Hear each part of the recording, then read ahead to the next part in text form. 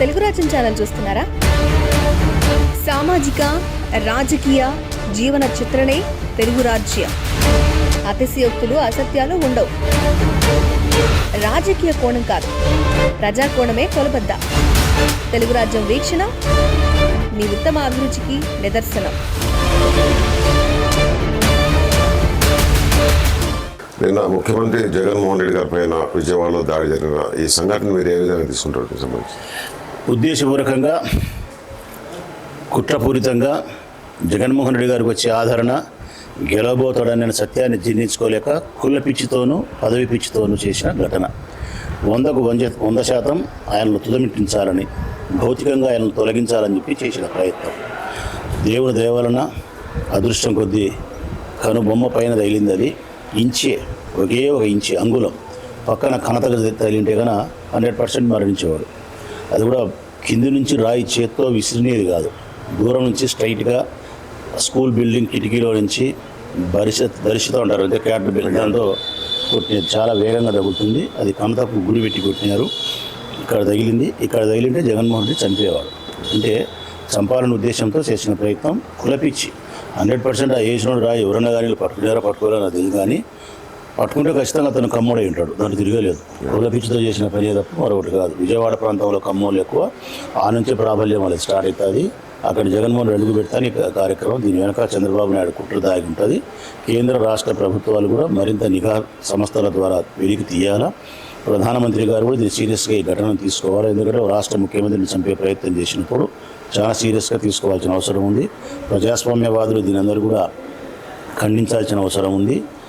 వాళ్ళు దాడి చేసిన కుల పిచ్చితోనూ పదవి పిచ్చితోనూ దాడి చేసిన వాళ్ళు కేవలం జగన్మోహన్ రెడ్డి గెలవబోతున్నాడని చెప్పి బస్సు యాత్ర ద్వారా ఆదరణ పెరిగింది చూసి మీడియా సంస్థలు కానీ లేకపోతే మరిన్ని సర్వే సంస్థలు కానీ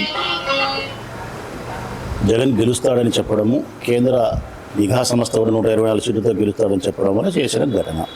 వాళ్ళు దాడి చేసింది కులపిచ్చితో దాడి చేసింది జగన్మోహన్ రెడ్డి పైన కాదు, ఆంధ్రప్రదేశ్ రాష్ట్రానికి సంబంధించిన 5 కోట్ల ఆంధ్రుల యొక్క భవిష్యత్తు పైన దాడి చేసినారు. ఇంకా ఖచ్చితంగా నా భాషలో చెప్పాలంటే ఈ రాష్ట్రంలోని పేద కుటుంబాల యొక్క పెద్ద కొడుకును తుదముట్టించే ప్రయత్నం చేసినారు. నిజంగా జగన్మోహన్ రెడ్డి మరణించి ఉండింటే నిన్న ఈ రాష్ట్రంలోని పేదవాళ్ళందరూ కూడా చాలా బాధపడేవారు, చాలా నష్టపోయేవాళ్ళు.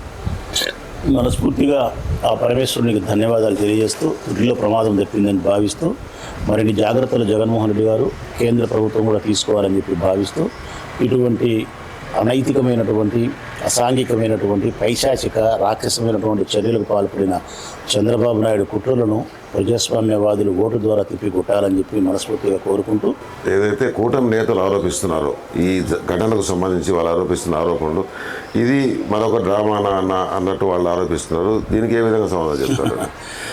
బుద్ధుండే మనిషి ఎవడైనా సరే దీన్ని డ్రామా అన్నారు. ఎందుకంటే ఒక మనిషి అంత దూరం నుంచి ఒక క్యాటర్బెల్ దాంతో రాయి పెట్టి కొడితే ఇక్కడ తగిలితే చస్తాడా బతుకుతాడా?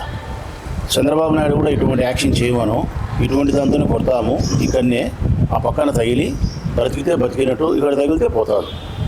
రఘుపతి రాఘవ రాజారాం అంటాలే ఆ పాట పడతారు అంతే. బుద్ధిని లంబి కొడుకు ఎవడైనా సరే ఆ మాటలు మాట్లాడకూడదు. ఎందుకంటే కనతకు ఇంచి దూరంలో తగిలితే మరణించేదాన్ని పట్టుకొని ఎవడన్నా ఉద్దేశపూర్వకంగా దాడి చేసుకుంటాడా? బుద్ధిగా జ్ఞానం ఉండాలా. చేసింది తెలుగుదేశం పార్టీ వాళ్ళే, చేసింది కమ్మోళ్ళే, చేసింది చంద్రబాబు నాయుడే, చేసింది ఓరవలేకనే, చేసింది మత పిచ్చిని కుల పిచ్చితోనే, చేసింది పదవి పిచ్చితోనే. Thank you. నమస్తే, నేను మోనిక. తెలుగు రాజ్యం ఇక ఊరూరా రాబోతోంది. దినదిన ప్రవర్ధమానమవుతున్న తెలుగు రాజ్యం ఛానల్కు 2 తెలుగు రాష్ట్రాల్లోని 42 లోక్సభ నియోజకవర్గాల నుంచి న్యూస్ కంట్రిబ్యూటర్స్గా వ్యవహరించడానికి యువతను ఆహ్వానిస్తోంది. జర్నలిజం పట్ల ఆసక్తి, కనీస సామాజిక రాజకీయ పరిజ్ఞానం, స్థానిక పరిస్థితులపై మంచి అవగాహన, స్థానిక పరిచయాలు, గౌరవప్రదమైన జీవనం ఉంటే సరికొత్త సామాజిక విప్లవంలో మీరు కూడా భాగస్వాములు కావచ్చు. మీ అంతరంగాన్ని ఆవిష్కరించవచ్చు. ప్రతి లోక్సభ నియోజకవర్గ పరిధిలో 2కి అవకాశం ఉంటుంది. 30 నుంచి 35 ఏళ్ల మధ్య వయస్కులై జర్నలిజం పట్ల అభిరుచి, ఆసక్తి కలిగిన యువకులు తమ వివరాలు, జీవన విధానం, ఆసక్తి గల ప్రాంతం, పాస్పోర్ట్ ఫోటోతో కలిపి ఈ దిగువన నంబర్కు వాట్సాప్ చేయొచ్చు. నంబర్ 8125150555.